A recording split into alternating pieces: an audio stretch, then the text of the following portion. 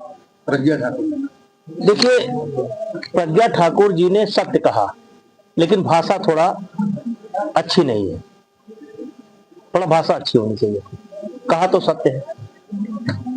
माघ मेले पर शंकराचार्य नहीं, पर पाबंदी लगाई गई, क्या मानते हैं? नेताजी, मैं वहां पर था नहीं। नेताजी राहुल जी को जिस तरीके से प्रज्ञा ठाकुर ने कहा कि वो विदेशी मूल के हैं और वो प्रधानमंत्री नहीं हो सकते, लोकतंत्र में देखिए, प्रधानमंत्री संवैधानिक दर्जे के तहत वो आते हैं और जहां तक नागरिकता अधिनियम है उसके अनुरूप वो आते हैं, तो ऐसे में इस तरीके के बयान को किस तरह देखते हैं? देखिए, थोड़ा शब्द हल्के हैं, लेकिन राहुल गांधी इस देश के प्रधानमंत्री नहीं हो सकते।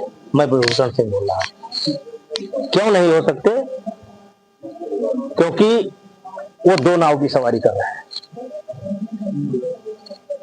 चुनाव में वो हिंदू बन जाते हैं और चुनाव के बाद हिंदुओं को गाली देते हैं। तो दो नाव की सवारी करके इस देश में कोई प्रधानमंत्री नहीं बन सकता। अयोध्या काशी के बाद क्या मथुरा की बारी? ये हमारा सवाल नहीं है, विश्व हिंदू परिषद बताएगा, ये हमारा सवाल है। आज किस परिप्रेक्ष्य में हम तो भारत थे और किस तरीके से आपने जो है जनता को संबोधित किया? आज भारत रकुलम है, भारत कुलम स्कूल की मतलब उद्घाटन के अवसर पर आए थे और जैसी जनता थी तो उसको मैंने साफ साफ संदेशा दिया कि अपने औलाद की देख रेख रखिए, अपने औलाद को नालायक बनाइए। एक चोर की कथा से मैंने आरंभ किया कि वो कथा सुनाए जिससे गांव वालों को समझ में आ जाए। तो आपका स्कूल में नाम लिखा देना ही कर्तव्य नहीं है, फीस जमा कर देना ही कर्तव्य नहीं है। वैसा बच्चा किसके साथ बैठता है, उठता है, क्या खाता है, क्या पीता है, वही मैंने प्रकाश डालने की कोशिश की, जो मेरा निजी अनुभव है। आपने एक मंच से कहा कि मिलावट से सावधान रहे, क्या मानते हैं कि अभी तक केंद्र और राज्य की सरकारों ने मिलावट पर वो काम नहीं किया? मैं अपना काम कर रहा हूँ, सरकार अपना काम कर रही है। हम इतना जरूर जानते हैं कि एक जगह मैंने सूचना दी कि फला जगह नकली पनीर बन रही है, 2 लाख लिए चले गए, पनीर बन रही है। तो वो अपना काम कर रहे हैं, हम अपना काम कर रहा हूँ। आप खरीदो ना, उनका बिकना बंद हो जाएगा। जनता के बीच में चर्चा है कि 2027 के मार्च के बाद आपका उड़न खटोला जो है 5 कालिदास मार्ग पर उतरेगा। जाकी रही भावना जैसी, बस। जन भावना का आप सम्मान करते हैं?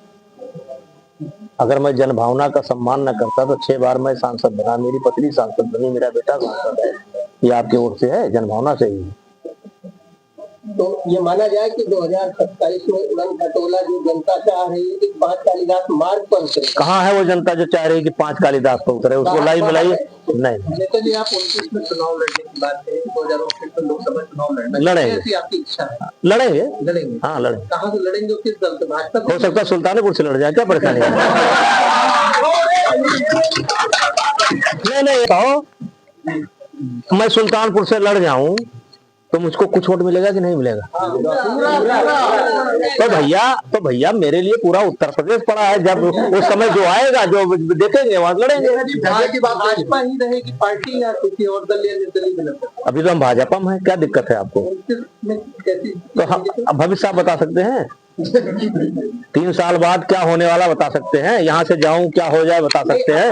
आपने बड़ी बड़ी पटकनी दी है, तो क्या इस बार भी बड़ी पटकनी देने की तैयारी है? बस क्योंकि मेरे साथ षड्यंत्र हुआ था और उस षड्यंत्र को मैं भूल नहीं पा रहा हूँ। मेरे साथ जीवन में 2 बार षड्यंत्र हुए। एक ये विश्वव्यापी षड्यंत्र था। विश्व में आज तक इतना बड़ा षड्यंत्र किसी के साथ नहीं हुआ जितना बड़ा षड्यंत्र मेरे साथ हुआ। और ये तो आप लोगों की मेहरबानी थी, आपका आशीर्वाद था, मेरे प्रदेश की जनता थी या देश के बाहर की जनता थी कि मैं इस षड्यंत्र से पार निकला। इतना बड़ा षड्यंत्र विश्व में अभी तक किसी के साथ नहीं हुआ। आपके पुत्र का बीच में बयान आया था कि वो भी सांसद बनेंगे, उनके बन जाएंगे। तो दोनों लोग किस सीट और किस दल? चाह नहीं मैं सुरबाला के गहनों में घुसा जाऊंगा।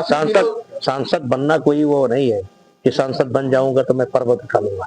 लेकिन जहां से बेइज्जत हुआ वहां एक बार जाना है, उनको बताना है कि देखो तुमने किया था, मैं आया हूँ, भले एक दिन बाद लौटा हूँ, जाना है। अब जैसी परिस्थिति होगी अब ये क्या दोबारा भी मुलाकात होगी, मुख्यमंत्री होगी? क्यों नहीं, ऐसी उनसे हमारी क्या दूरी है? एक बार नहीं, हो गया। थोड़ा बचपन था, बचपन से कुछ नटखटपन रहता है, हो गया। अब कहा उनसे कोई दुश्मनी थोड़ा है, एकदम बहुत बढ़िया चल रहा है। आपको मुश्किल नहीं।